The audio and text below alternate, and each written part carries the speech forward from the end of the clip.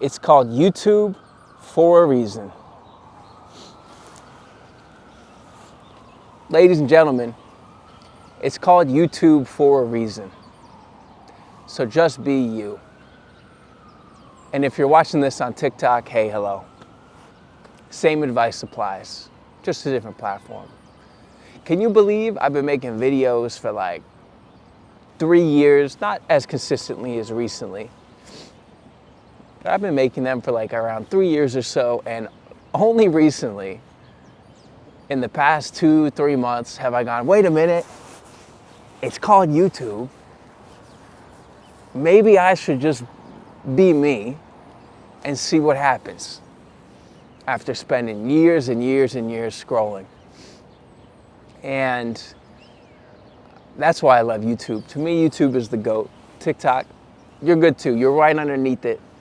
You know, we won't talk about Instagram. We don't have to talk about that. But I love that you is in the name, because that's what people want to see. They want to see you. They want to see who you are. This is the whole point of anything in life, really. But that's the point, is to be yourself. Now, I got a confession to make. I don't know if you can see, I got a little bit of a tan going now. You probably can't see it at all. Lean in. But I was just in Guatemala for 10 days with my girl. That's correct. You're like, wait a minute, Steven, how were you uploading? Well, I planned it out. I didn't really want to take any days off. So I made some videos and made sure to stay consistent. Remember, be consistent. Talk about that. So I didn't take any days off. But I wanted to talk about Guatemala for a second and how amazing Guatemala was. And the people, Guatemalans are the best.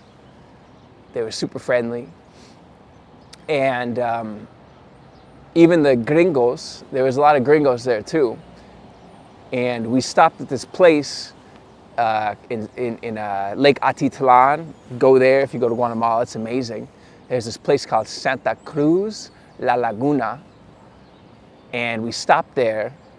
Sorry if my accent is bad. I'm not great with Spanish, but I'm trying.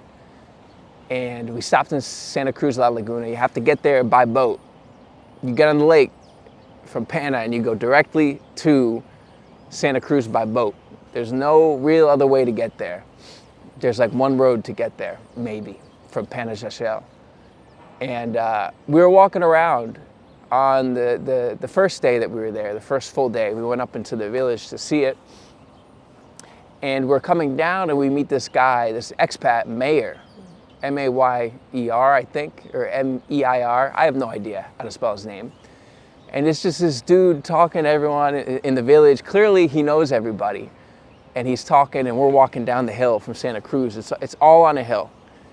And he starts talking to us. He's like, oh, you're visiting. He could tell right away, clearly.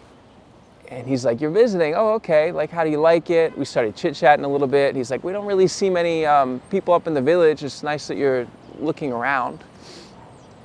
And we start walking down the hill together, and the mountain together. And we're about to part ways. And he's this older man, right? Can't tell how old he is. He looked like he was in his late 50s, maybe early 60s. He was 72. But we're about to part ways. He goes, well, I'm going this way. I can show you the shortcut to get back to your place. He's like, if you want, we can stop by my home. I can show you my home on the way back. In my mind, stranger danger. I don't know if you've heard the term. I think everyone has. My mind, I go, but by the time I thought, maybe not, my girlfriend had already said, yeah, sure, let's do it. And that's why I love her, is because she has a sense of adventure that I would otherwise not have. And I'd go, no, you're a man I don't know. He was very friendly though. And we start walking and immediately it's pretty apparent. It's like, this guy's fine. Not gonna do anything bad. And we're walking down the hill and he's showing us, you know, all these amazing, beautiful houses that Norwegians have and other people have in the area, which again, kind of weird in some ways because it's Guatemala. And it's like, these huge houses are not Guatemalans' houses, but they were beautiful. And then we go down these beautiful, it's like back road almost, like a back canal that water could flow down in the wet season. And then we go around all this amazing vegetation and get to his house. And this is very simple, modest, 1 bedroom, 1 bath, but unbelievably beautiful. We have to like climb these steps, and the first thing that stood out was the vegetation and the flora and the fauna on the way up.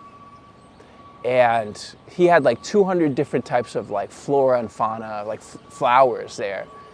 And it all fit well together in its own way. And we were sitting on the patio of his house. He's like, I'll cut a mango, an Atsul mango. He's like, you got to look for those. That's a real mango. It's not stringy. And I'll get some water. And we're all sitting out on his patio, and he starts telling us about his life.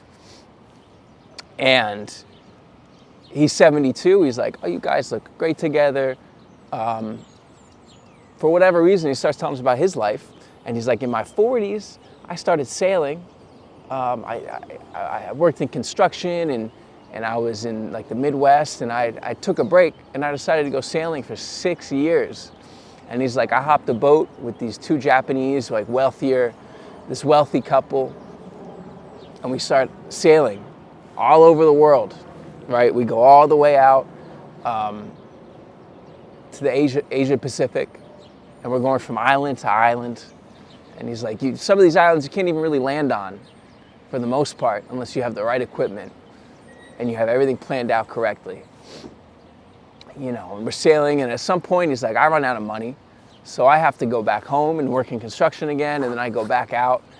And another couple picks me up because they loved how my sense of spirit, but also they loved that I was a single dude out here, and they loved that I had experience doing this. And he's like, I was able to pave my way because I couldn't sail myself. I didn't have the money for the sailboats that these people have, but they need hands on deck. And I was a very simple guy, and I wasn't causing any issues, so they're like, all right. And I went back out, and I just saw a bunch of things that, you know, a bunch of islands that no one has ever really, you can't really see going on cruises, things like that. And it was an amazing time.